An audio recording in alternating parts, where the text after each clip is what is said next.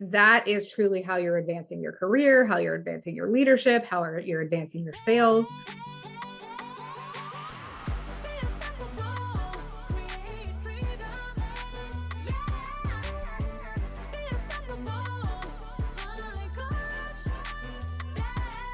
Hello, hello, and welcome to another episode of the Unstoppable Woman podcast. We are here today with Lee Heyward.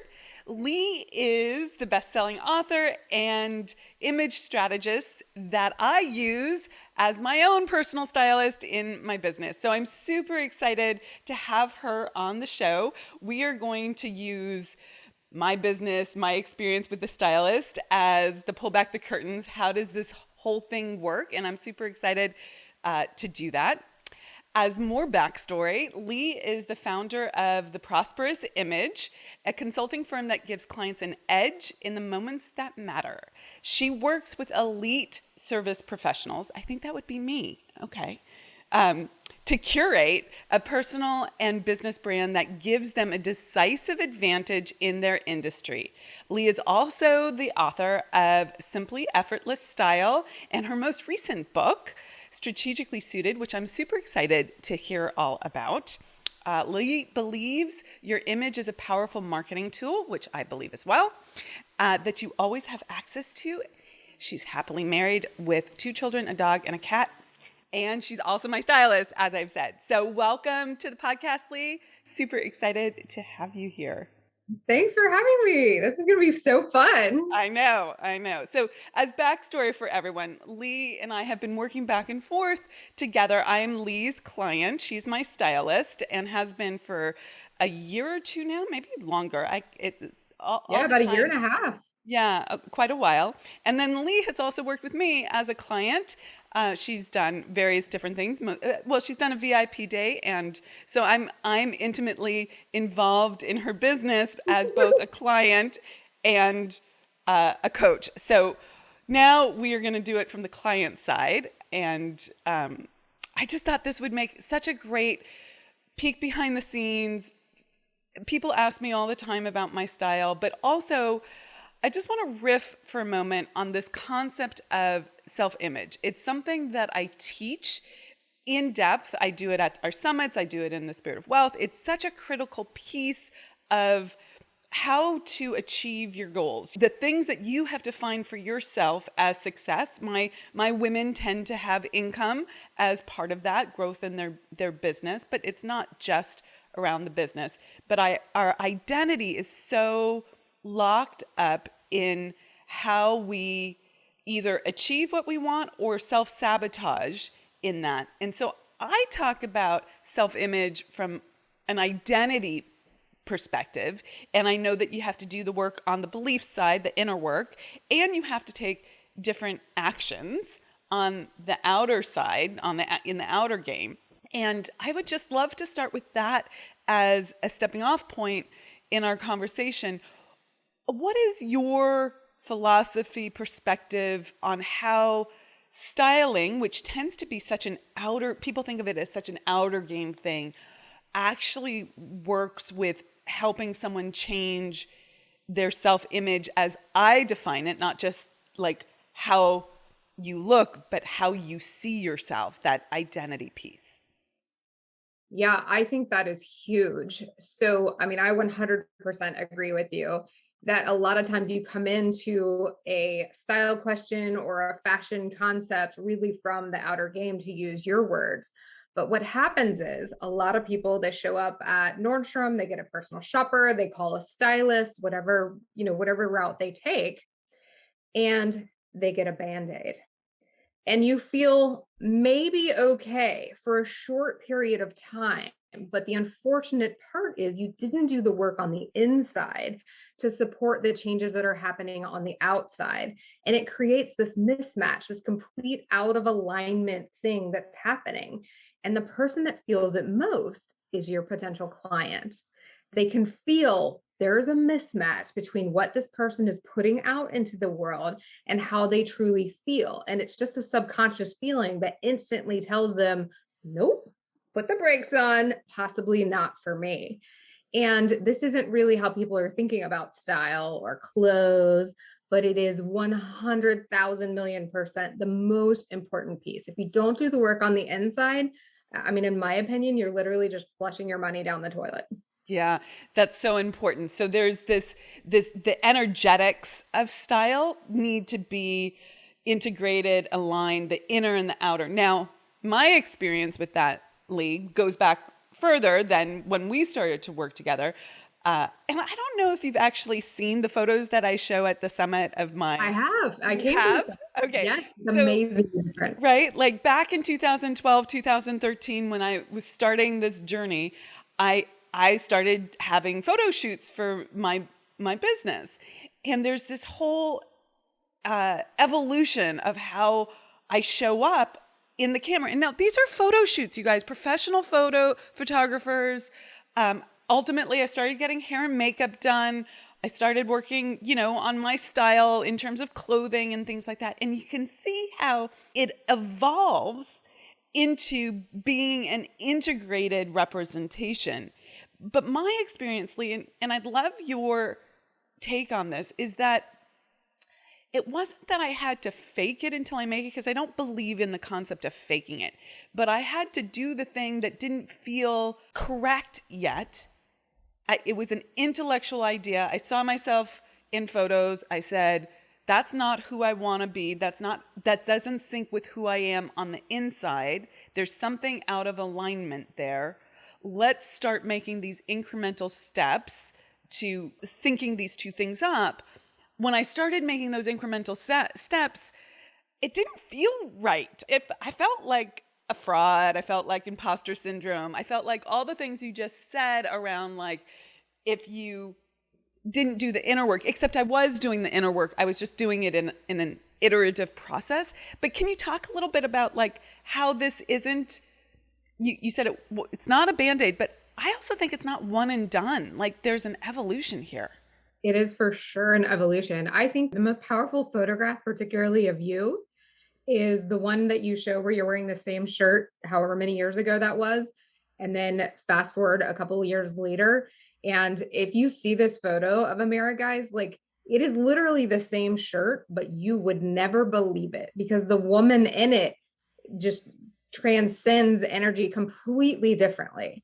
And that is the kind of the interesting thing is, like, you can't fill your closet with stuff and be like, phew, I went to style school. I got it down now, because it's a constant evolution of who you are. It doesn't mean a lot of people hate shopping. So the worst thing they're hearing me say right now is like, oh my God, I'm going to have to buy clothes all the time. Not necessarily, but you just do have to do a check-in to make sure that what is happening is currently aligned with the growth that you've had. And I think when it comes to dressing the outer portion of you, it really asks you to step up to a bigger stage that you really haven't had to do before because you've been playing at a certain level.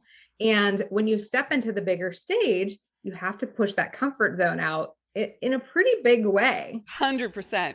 I think of this as there's an adage that I learned from my mentor and I share with my clients, which is make decisions from the place you want to be, not from the place you are now. And that's how I have felt every time I've done an iteration on the outer game style. I look at the photos, I feel into how I'm being and where I want to go. Even now, Lee and I just spoke last night because she's styling me for this Paris trip that I'm taking clients on. If you're interested in Paris, there's one more space left, so reach out to us. But I know, so sexy. And we were talking about the evolution that I've gone on, and I was like, I don't want this anymore. This is sort of the vibe I'm going for. And my process with that, Lee, is like, I feel a discomfort with how I'm showing up. And then I tap into where that dissonance is, and I imagine what the solution is. And then I have an expert in my back pocket, and I, run at the mouth to Lee about like all of this. And she synthesizes for me and then translates it into, this is what we need to tap into now.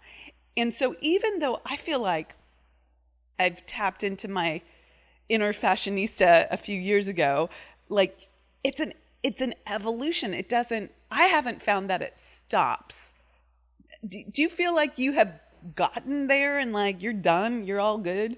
No, it's a constant evolution. And I think one of the great reminders and a little bit of like tangible exercise that people can actually do for this is for starters, no matter where you come in to work with me, we start in the same place. And it always starts at the highest vision that you can see and believe. And that is who we create a wardrobe and a persona and identity for. And then we do the work that whatever you need to step into that. Let's pause there for a second. You use the word Okay. persona, okay? And I think we need to clarify that. Okay. Because I think some listeners are going to say persona, oh, you're putting on an act. You're trying to show up as someone you're not. Talk to us about what you mean by persona. So, and persona may actually just straight up be the wrong word, but for most people, I create a metaphor or a label, or like a lot of times I joke that I'm going to give everybody like a sash, like you are going to whatever pageant, but it's your pageant. So like if you were walking around every day in the, your own show pageant, what would this sash say? There's the movie Miss Congeniality. That's what that one said. But would yours say like, badass powerhouse $6 million entrepreneur? Okay, let's wear that around. And sometimes we need a little bit, in my experience, you need a little bit of a label to remind you of like, oh, this is actually who I am. So it's not a fake persona. There's nothing about faking it to make it. If you can see it, it's already there. It already exists. Correct. We are just using it as a reminder to be like, no, this is actually who you are. Let's dress for this person. Yeah, absolutely. For me, my experience was like, I know who I am. And then I would see myself in the mirror, or I would see myself in photos, and I'd be like, oh, I'm actually not showing up how I feel on the inside. Mm-hmm. And I needed to sync those two things up. And then there's this twist on it, which is I'm always, the next level goal that I have in my business, it comes to me, I set it, I claim it. I'm like, okay, booyah, we're doing this. And then the very next question is, who do I need to be yes. someone who achieves that? Because if I was already that person, I would have already achieved it. This is how the laws work. This is the law of vibration at play. And we're not going to go into that in huge depth right now because it's a great topic, but I've covered it elsewhere in podcasts. Maybe we can link in the show notes. So go listen. And I always ask that question, who do I need to be? And that, I think, is who do I need to be on the inside, but then who do I need to be on the outside also? And one of the ways I've done that, and you've been instrumental in that, is by how I dress and how I style myself. And how else it comes in is how I move, how I set up my day. For instance, I used to be someone who had that pile of clothes on the chair in the bedroom, right? I also had a very tiny closet and I didn't know what to do, like how to get, right? It was complicated. And I think there are many people who have the pile of clothes, right? This is not like sure. an uncommon thing. But I decided I wanted to be a woman who took care of her space at a different level, who created an environment for herself. Because I would look at that chair and it would remind me that I didn't, like, that I was messy, that I didn't have my stuff together, that like I was always rushing. There were like implications to that for me, maybe not for you, but for me. And so I shifted how I responded, like how I showed up. Clothes go back in the closet, they get hung up. The way I walked was another way that I had to like own that new self-image. So to a question for you, how do you help women step into the clothes when it's not just about the clothes, right? How do you help them step into what those clothes call forward in them? Well, I mean, it is exactly what you just said. I mean, I think one of the switches that, if I had a magic wand and could mess with everybody's head, which sounds crazy, but like, I would love for people to see that style is less about like clothes and it really truly is about being. It is just a tool to help you be who you are meant to be. And so, one of the very simple exercises that people can do is simply ask, how do I want to feel? And this is counterintuitive because usually when you're thinking about style, clothes, it's all about how you want to look. How you want to look is irrelevant. until you figure out how you truly want to feel. That's so good, Lee. Like I'm constant. I mean, you know this. I'm like having an aha moment, but I'm constantly saying to you, I want to feel comfortable. I want Yeah, to feel right. Like I'm always using feeling words. Like I want to feel. Like I don't want to feel fussy. I want to feel right. Like I used that last night, right? absolutely. And so I'm Well, constantly talking about feeling. I didn't recognize that until you just said that. it's so important, and it's step number one. And like step number 1A is realizing that there is what I call feeling givens, right? So when I ask people, all right, how do you want to feel? Number one, they're like, I want to feel confident. I'm like, super. Number two, they're like, I want to feel comfortable. Okay. No, ma'am. No, ma'am, Pam. Those are givens. Of course, you're going to feel confident. And of course, you're going to feel comfortable. Otherwise, we have done this all wrong. So you got to take it one level up of like, I want to feel like a glamazon. I want to feel, badass. I want to feel absolutely anything. And the most important part to remember is that we put our own definitions on those words. Like, you don't need to go look it up at Webster. It doesn't really matter what one person defines as sexy. It only matters what you define as sexy or what you define as badass. And that's really key to remember, that there's like comparison is irrelevant. It is just truly what would make you feel badass if that is something that goes on your list. Okay, since you're using the word badass, and I Okay. think that's on my list, let's break this down into some concrete examples. We just had a conversation last night about Paris, and you're like going behind my back and getting the details from my team, which I'm so grateful for, by the way, because I'm like holding out on like what we're doing, and I don't want to blow the experiences for any of my clients that might be listening to this, but like, how do you approach an event like that? So just as backstory, Lee does things for me that like cross the gamut. We do events like the summits and our Spirit of Wealth retreats for the women in our program, and she styles me for those. Those are events like day by day. This is how you need to look, and it's sort of in front of the camera. And then she styles me for every day, right? Like I'm like, I just want comfy clothes, right? Okay, here you go, right? And then we have things like this Paris trip where I'm taking a group of women to Paris, and we are having these incredibly sensual adventures, really experiencing Paris through the senses. When you approach those three different kinds of, I have two questions here. How did you approach the conversation last night? Because I think that would be super useful for people when they're looking at their own stuff and how to approach it. And then how do you approach the different kinds of events? Because I'm when I'm working at home on Zoom, it might be a different energy than when I'm on stage or in Paris, for instance. Sure, absolutely. Okay, so it's let me start here. No matter what you're doing, no matter what I am doing, anybody else, there is one key goal when you are thinking about how you are showing up, and that is Wallace Wattles' concept of impression of increase. 100%. So unless you are really thinking about impression of increase, in my opinion, you're just slapping band-aids on you. So Okay, let's pause right there. okay, Bob. Okay, I'm going to give you back the mic, but I need everyone to know what the impression of increase is. So, Yeah. the impression of increase is this concept in The Science of Getting Rich by Wallace Wattles. And he says, you need to impress upon everyone, not just some people, not just your clients or potential clients, but everyone, that you are an advancing person, meaning you can help, that you're going someplace, you're growing, and that you can help them. If they join your party, that you can help them have more life, have a greater life, grow in the ways they want to grow, i.e. increase. So you are impressing upon others that you can help them have more life and increase their life. Okay, back to you. Yeah. Excellent.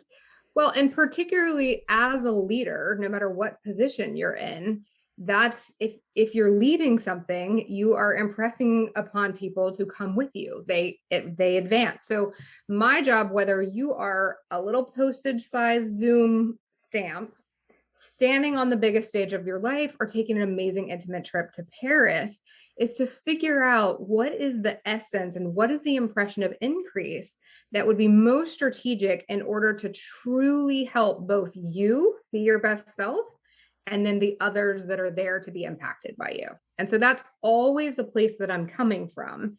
And so that's how I'm helping you make decisions as to what to wear and anybody else, because at the end of the day, that is truly how you're advancing your career, how you're advancing your leadership, how you're advancing your sales.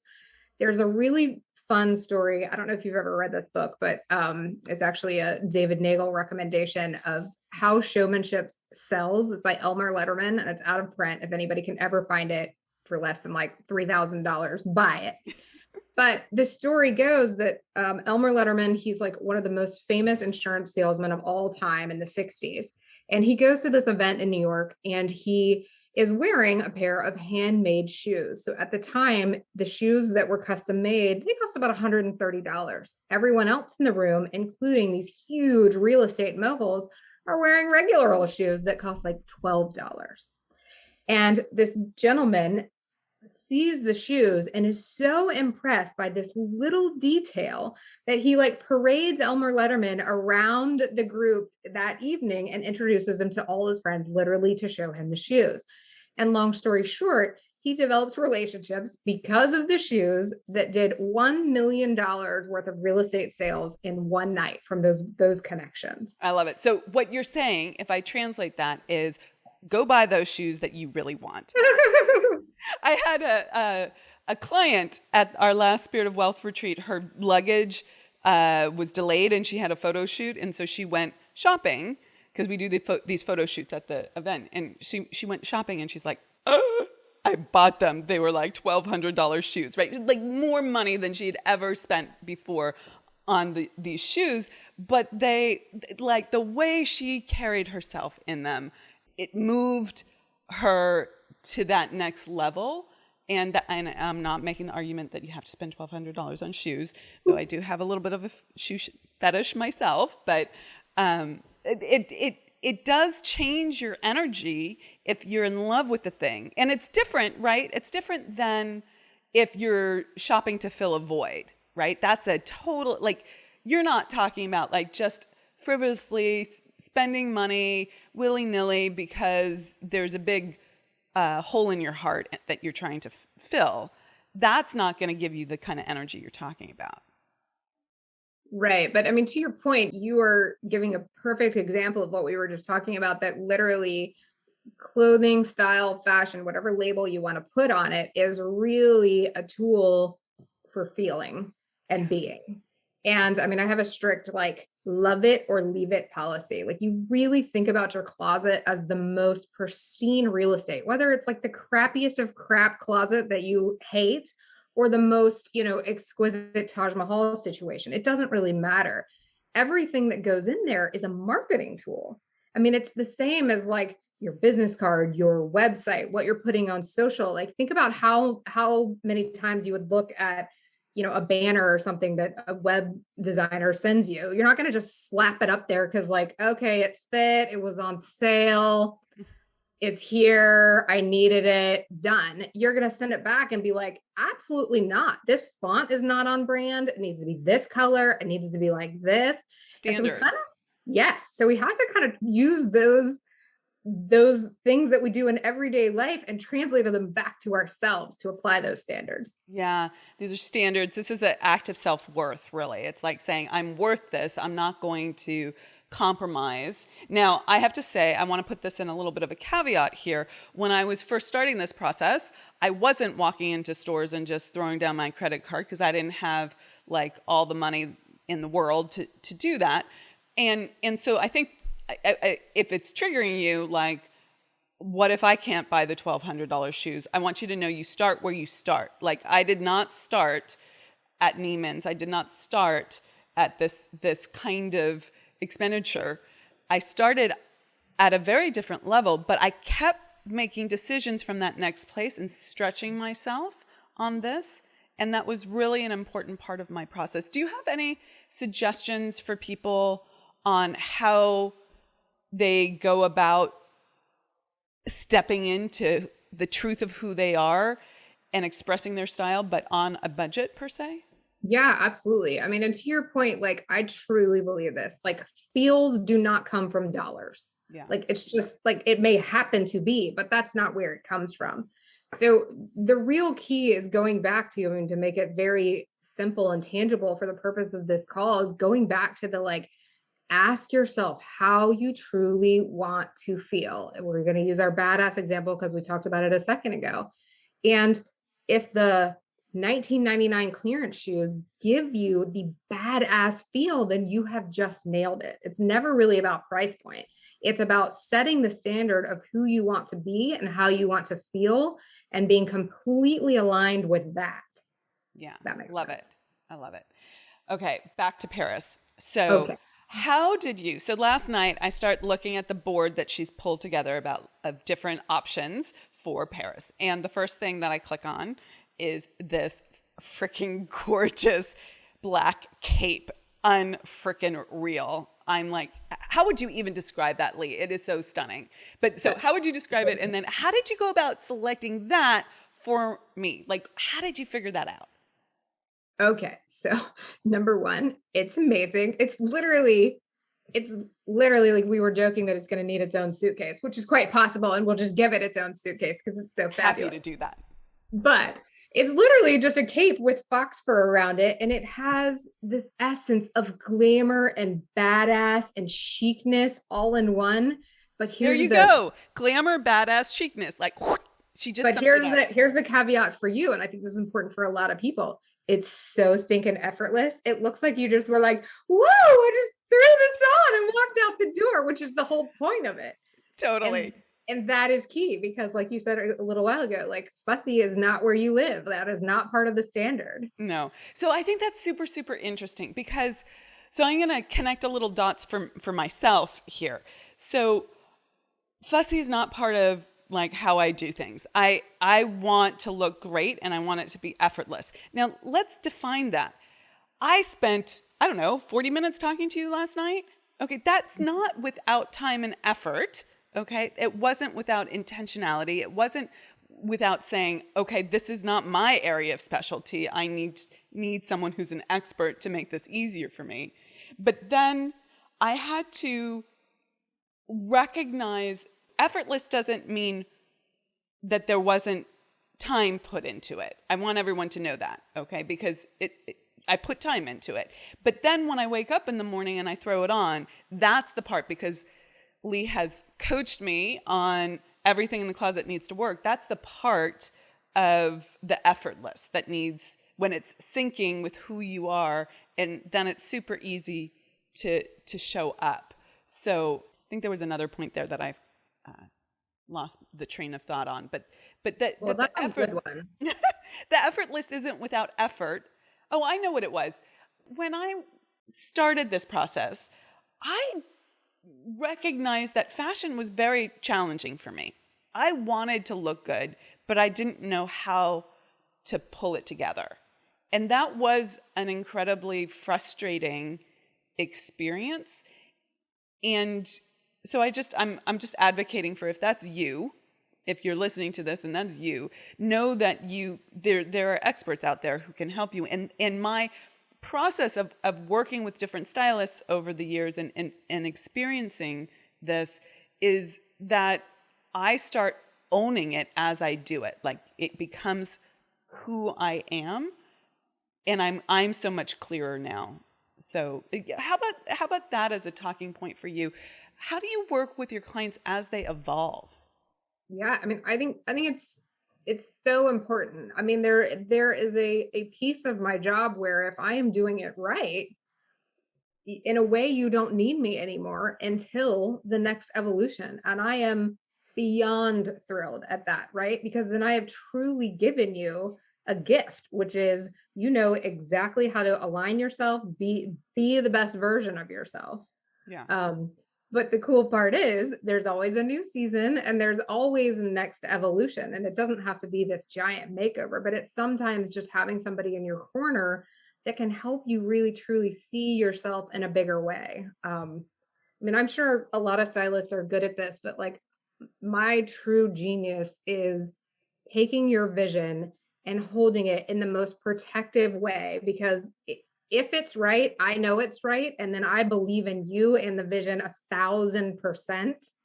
And I can help you like weigh everything against that. I talk a lot about using almost like this metaphorical sifter. Like if you think about like, or a colander, like you're washing blueberries, like you need a standard and help letting the stuff that just isn't meant to be there, just let it go right through. And the amazing fruit just stays on the top. And that's what You're the for. filter. I love Yeah. that. Yeah. I am the filter. Yes. Okay, so I want everyone to recognize Lee's energy. Okay, she's not intimidating. She's welcoming. She's compassionate. She understands how this works. She has a huge amount of experience. When I first started this process, my biggest fear came true. This was long before you. This was years before I started working with you. My biggest fear came true. Like, and so the question for you as I tell this story is, how do you deal with the snotty salesperson? Okay, so I was not used to shopping in nice stores. Many of you might be, but I was not. And when I went into Neiman's for the first time and Saks for the first time and Barney's for the first time, I was like, how do I act? Who am I? Like, everyone's looking at me. Everyone's judging me, right? I had all that like stuff coming up, even though on the outside I was cool and collected. And everyone was freaking lovely, except for the salesperson at Barney's who said, no, we don't have jeans in her size, right? It was like the look up and down, right? And then like down the nose, no, we're not going to have jeans in your size, right? Like, it was just like, ouch. And I in some ways I want to be bitter and irritated, but there was so much good that came out of that. One, never treat people like that. Two, right, like a recognition of that. Two, understanding that there are people in the world like that and that I'm resilient, and guess what? Totally fine. And three, she's right. They didn't have jeans in my size because I was 25, 30 pounds over my natural weight. And that was just the reality of the situation. And I have a strong stance, Lee, as you know, like the universe is always working for you, not against you. And so I didn't take, I was a little hurt in the moment. I didn't react or anything. But then I was like, okay, how is this for me? And that's what triggered a bunch of work to let go of the weight and get in better shape. And I actually really loved that process. It was such a great, self-worth building process, strength building process, all of that. So, okay, the question is, okay, there's so much to unpack there. I know, right? I mean, I've done a lot of thinking about this stuff. So, you got the mic. Okay. All right. So number one with the salesperson, to be totally honest, it's hard for me, like, just not to laugh because I used to be in sales and B was also in merchandising. So I understood the art of like, here is how you position things so people buy it. And then there's also an art to, here is how you speak and work with people so people buy it. So I really do laugh when you come across a person in that headspace, because what in the world are they doing? Like why would you not say, oh my gosh, I'm so sorry, we actually don't have that here, but my friend yada yada at Nordstrom can totally help you. Here's the number. Right. And then I would have been a lifelong Barney's fan, yes. Right? So instead of smacking them down on a podcast like I am right now. Well, I mean, it's just, but it doesn't matter the industry. There are always people like that. And I think it's also very interesting. There are a lot of stores that are set up in a extremely intimidating way. And I mean, I even used to feel intimidated, and now it's like funny to me because I'm like, why would you set it up like this? This is not the way people want to buy things. And I mean, I tell people, and I remind myself sometimes that they are here to make money, and that happens to be their style, and it's just not my style, so I'm going elsewhere. So there's that. Now let's talk about the weight thing for a second, because this is so prevalent in terms of people waiting on stepping into who they want to be because they are not at their ideal weight. Um, Honestly, very honest story. I am getting ready to travel next week where I will be on stage for 3 days, and I am not at my ideal weight. Like at some point in the last few months, whoop, so I got to go try on stuff in my closet and figure out like what is going to truly make me feel good. And but it is just one of those things where I implore people, like, don't allow it to be something that stops you. Yeah, It can be something that you put a strategy around. Like if I have lots of clients who are in the middle of a plan. They're working towards being and doing and looking a certain way that may be different than they are right now.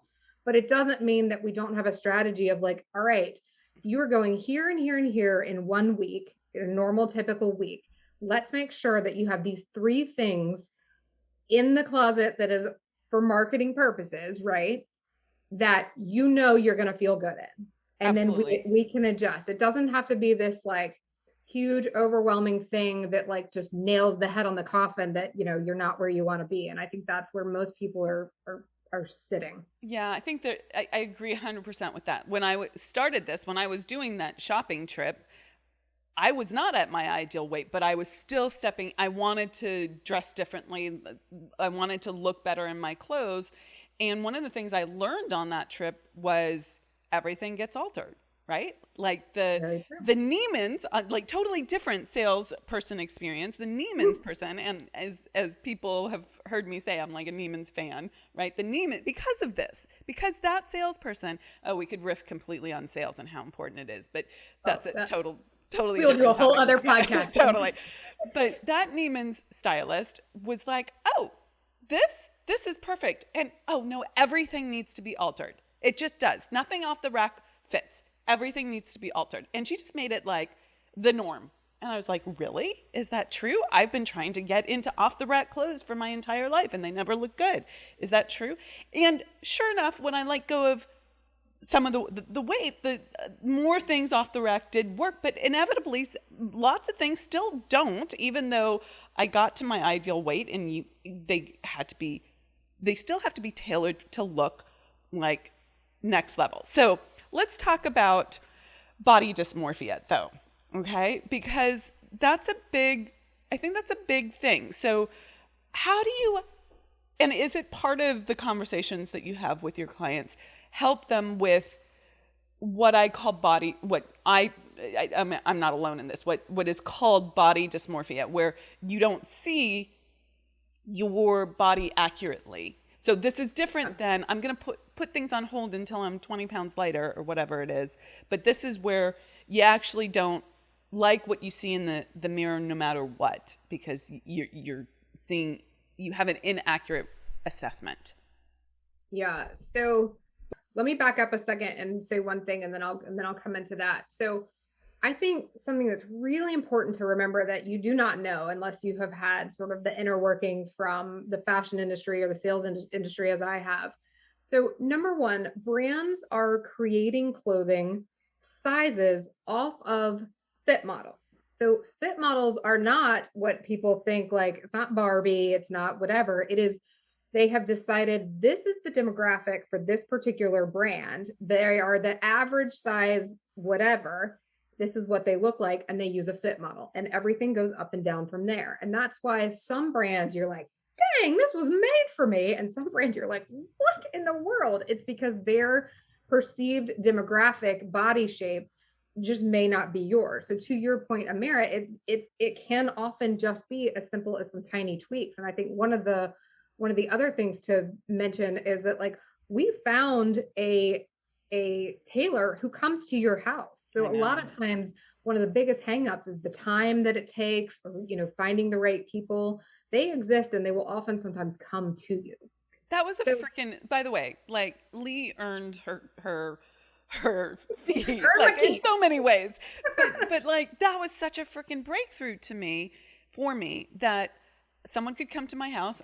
He would stand in the bathroom as I was in my closet. I would try things on and he would be like, okay. And like half an hour later, And Lee's on the other side of the FaceTime, like making commentary, and they're working together, two pros. And I don't have to be going, I don't know how to make this decision. It was a freaking breakthrough. So I'm incredibly grateful for that because Well, I'm so glad that worked out.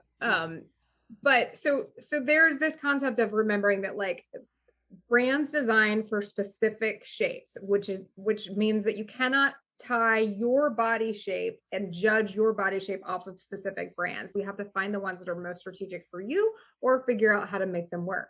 Second point to that is law of statistics with shopping is 50% of what you take into a dressing room or ship into your house will not work. And this association with value and like, feeling good about if when you go shopping and something didn't work, like, it starts to weigh on like you in a weird way. And it has nothing to do with you. That was just the 50% that is never going to work ever. MoveOn.com. Like that's that. I just want to pause there. That is such a great stat because not only the piece about like different brands have different fits that I assumed something like that because you have go-to brands for me and you're like, do. And then I'll throw in, how about this? And you're like, yeah, you can try it. And I now know, like I've worked with you for enough time now that I now know when she says that means it's not going to fit. Like it's not the right brand. So she saves me a lot of time that way. And sometimes I still buy it anyway and then send it back. But well, and you do never know. I mean, like it's just it's a little bit of a crapshoot shopping. Yeah. And that's why knowing that statistic in the back of your head is really important because like, it's just how it is. Yeah. Because otherwise the mental game is so much harder. Like having that statistic makes the inner game, the mental approach, your perspective, how you're looking at things easier to be for you rather than plug into that negative critical voice. Okay. So the other switch is the simple switch of the clothes exist to work for you. Yeah, love it. So that's a completely different perspective than I put this on and hope it looks good on me. The clothes exist to do the work for you. Yeah. And so if you put something on and it's not helping you, it's like a receptionist that answers the phone rudely. She is not for your company. Like she got to go. Same with this shirt that doesn't do the work for you. It's got to go. Totally. 100%. And you move on. Okay. So let's shift gears here. Tell me about your new book. And this is a leading question, but also I don't know about your new book. I know about so many other things in your life and your business, but I don't know about your new book, which is called Strategically Suited. So what inspired it and who's it for? Tell us a little bit about it. Okay, so here, this show and tell for those watching, we have the cover. So Strategically Suited is, the tagline is your secret edge to grow sales and get new clients. Because my MO on this game of styling is not about being a stylist. It's about helping people really reach their unlimited potential. And so my way to do that is for people who are here to get new clients and increase sales. And so the book really walks you through, one, the mindset of how you create a identity that helps you do that. And then there's a formula that it walks you through that allows you to kind of have a check and balance system of, all right, here's where I am hitting the mark and here's where I am completely missing the boat. And the exciting part is that it just came out on Audible, brand new on Audible. So the hard copy has been around, but the Audible is new and I read it myself. You did. Yes, I love that. I really appreciate it. Would you like to hire a reader? And I was like, no. I love and hearing ironically, the author's they voice. Make you pay more. You pay more if you read it yourself. No kidding. I said, that'll be fine. Thank you. Yeah. Well worth it. Well worth it. I love it. Okay. So before I ask my final questions, where can people find you? They can find you on Audible, but how else can they connect with you? Yeah, probably the easiest place is to go to the website, prosperousimage.com, and it'll tell you a little bit about what we do and how we use creating an amazing style both for you and your entire business so that you really create this entire aligned persona that subconsciously people are dying to buy from. I love it. I love it. Okay. So so my brand, The Unstoppable Woman, is all about growth, right? How growing yourself and growing your business. So I'd love to know how you continue to grow yourself. What are some of the things that you've done recently to help yourself grow? Well, I am obsessed with Audible. So I find that if I am not listening to Audible, it's kind of a weird twofold thing. I'm obsessed with Audible and I'm also obsessed with my dog. So I marry them together and I try and walk a couple of miles each day while walking the dog and listening to Audible. And it's sort of amazing the inspiration that can come from there. So that's like that happened during COVID. Like it became, this is the standard of my day. I walk the dog and I listen to Audible no matter what. I love it. I love it. I'm a big fan of the very same things. So that's great. Yeah. Okay. And then I've got a routine in the morning that I love to do. Part of it is gratitude journal. Part of it is Donald Miller's exercise of actually reading your obituary. And I find it very powerful. Wow. I love that. That's very cool. I want to hear more about that. Okay. So what makes you an unstoppable woman? Oh, this is a fun question. Yeah. I just would be so sad if people that I had the opportunity to help truly step into their potential if I didn't have that chance. And so that's what keeps me up at night. So unless I am constantly growing into my own limitless potential, then I'm out of alignment with that goal. So that kind of answers your first question too. Is like, that is truly the fuel to my own growth. And then I just really believe that I am here on this planet to inspire people to truly be their best. And I happen to do it in a very specific way. And I think I do it in a fun way. I agree. Well, I just want to thank you so much, Lee, for joining the program, coming on the podcast, but also for your incredible energy and the way that you show up, not just on this podcast, but every single time I speak with you. Like, you have this grounded clarity, you have a strong stance in this world that if it's not right, it's not right. Like, you have standards, and I love that. Like, it's an inspiration and I hope it's an inspiration to our listeners that you can create higher and higher standards for yourself, and you don't have to be someone you're not to create that standard, that this is really about claiming who you are, and you're such a great living proof and representation of that. So thank you for sharing everything. I'm going to come on here every day, just get my little psyche boost. Yeah. Okay. Thanks a lot, Lee. Awesome chatting with you, and I hope our listeners just get so much out of this. Thanks for having me. Hey, thanks so much for joining us and being part of the Unstoppable Woman movement. We have got a ton of free resources for scaling your business at theunstoppablewoman.com/free stuff. And you can find that link in the description below. So go ahead and check those out. And we'd also love your help in getting our message out to more and more women.